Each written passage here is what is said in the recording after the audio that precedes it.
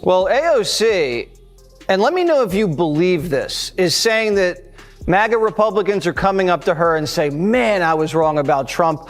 I'm with socialism now. Do you buy that?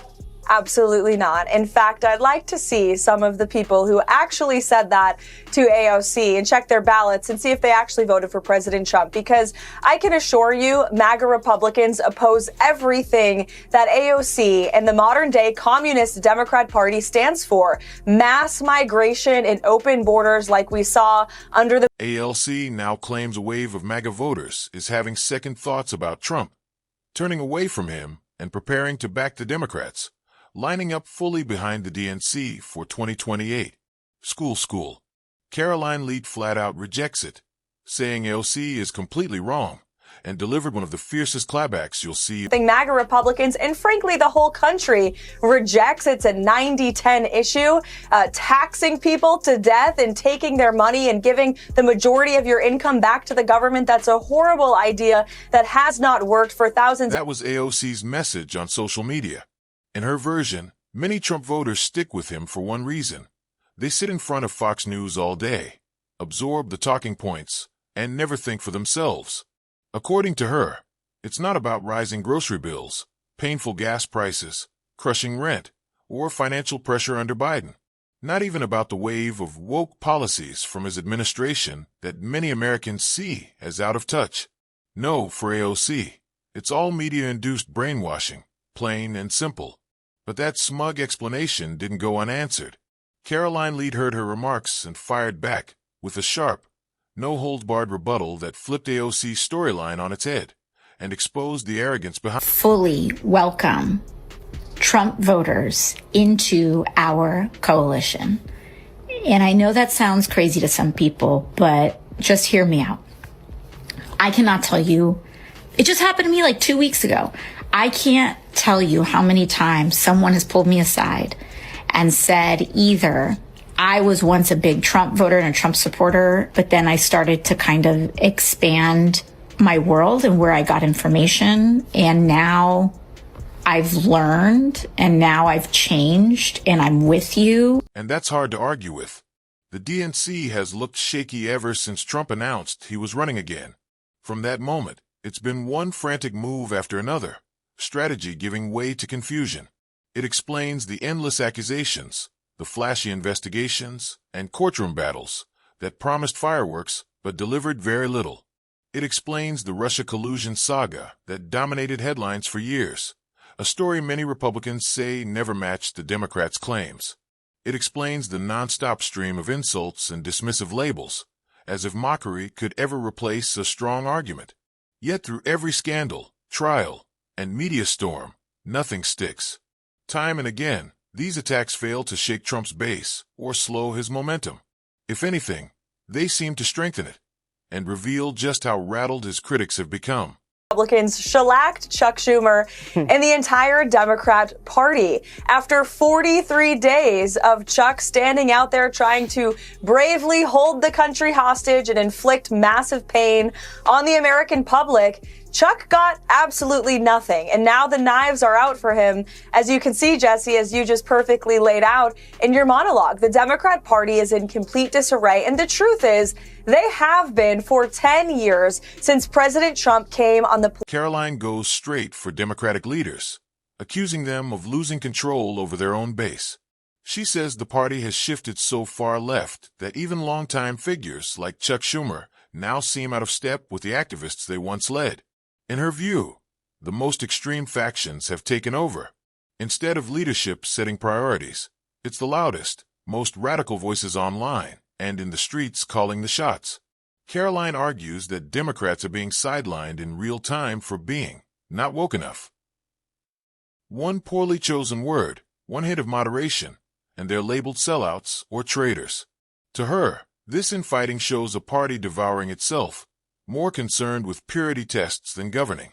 And as Democrats turn on each other, Karoline says voters are noticing, with many quietly stepping back from a party that no longer seems to know what it's stand for anything good. They just stand for Donald Trump is bad. That's the only thing that unifies their party. And now you see how far they are moving to the left. They ran Senator Gillibrand and Senator Manchin out of town. Now they're running Chucky Schumer out of town. It's too bad he turned into a Palestinian. He did it for nothing, like President Trump says, because his own party is turning against him. And the Democrat Party is truly becoming a full-blown communist. Karoline strikes with surgical precision, dismantling AOC's claim that MAGA voters secretly regret supporting Trump.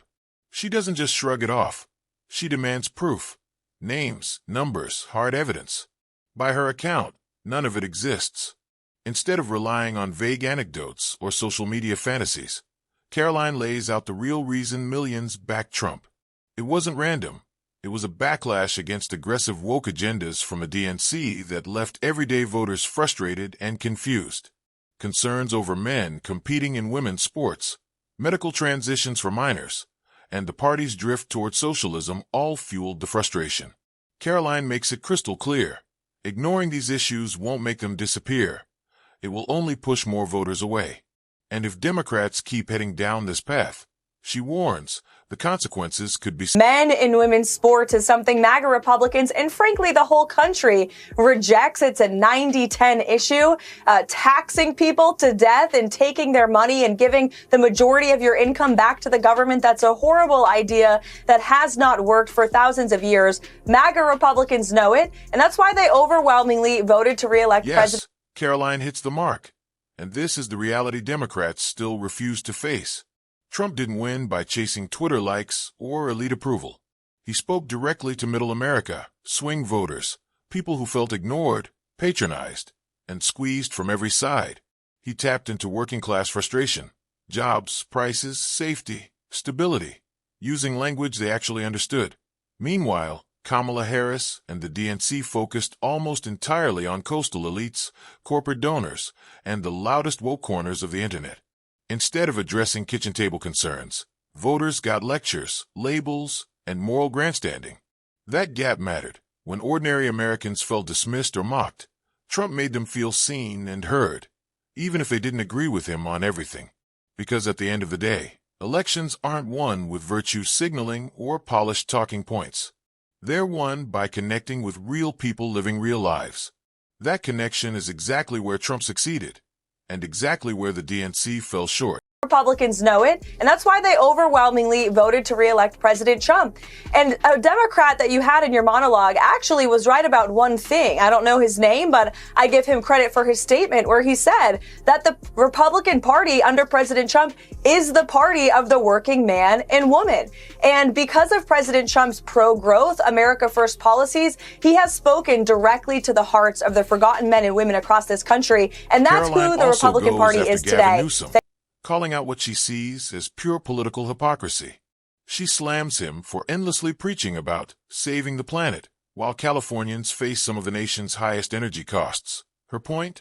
It's easy to give climate lectures from a fancy podium, but ordinary families are forced to pay crushing electricity and gas bills just to keep the lights on.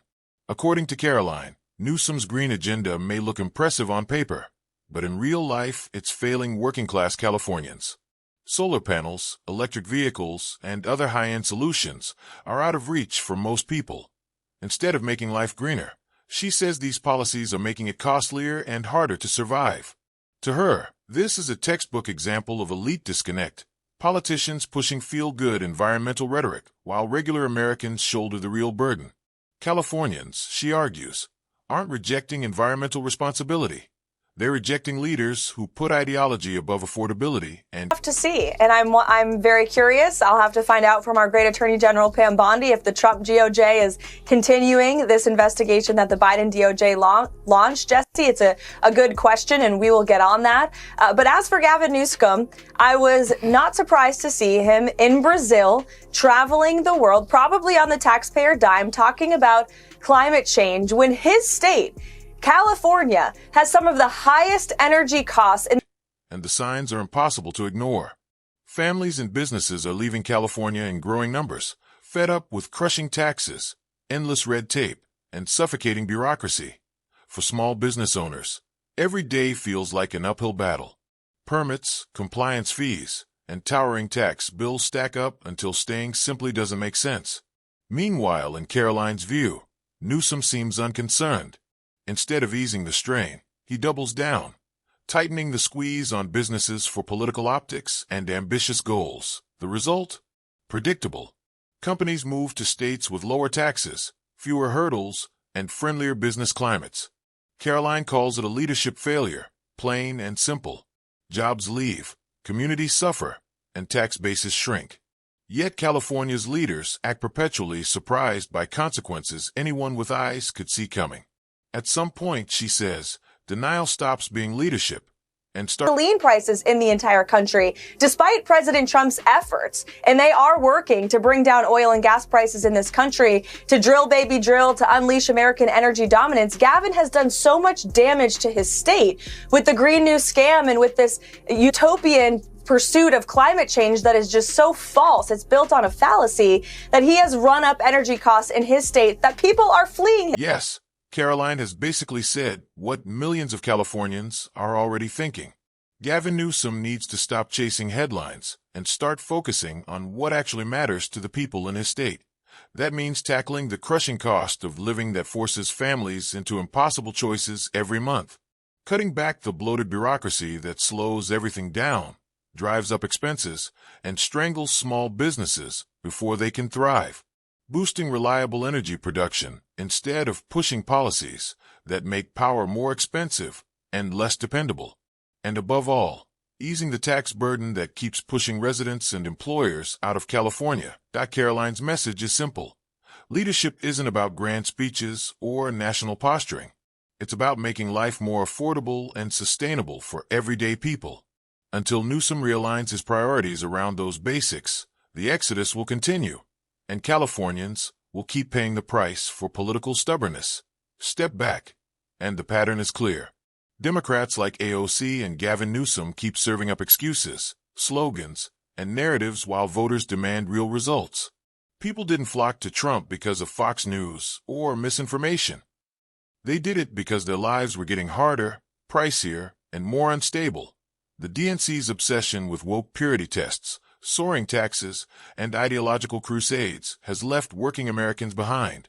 Instead of listening, party leaders double down and act shocked when voters walk away. Until Democrats confront the real reasons people are fed up, no spin will stop the political backlash already underway. And that wraps up today's video. If you enjoyed it, hit the like button and subscribe for more content like this. His own people and get back to governing what was once a beautiful state of California that people are fleeing en masse because of his horrific energy and economic policies that have made the cost of living in California completely out of control. Yeah, the climate scam's kind of like DEI. It's dead, and it's never coming back. Yes, Karoline has basically said what millions of Californians are already thinking. Gavin Newsom needs to stop chasing headlines and start focusing on what actually matters to the people in his state. That means tackling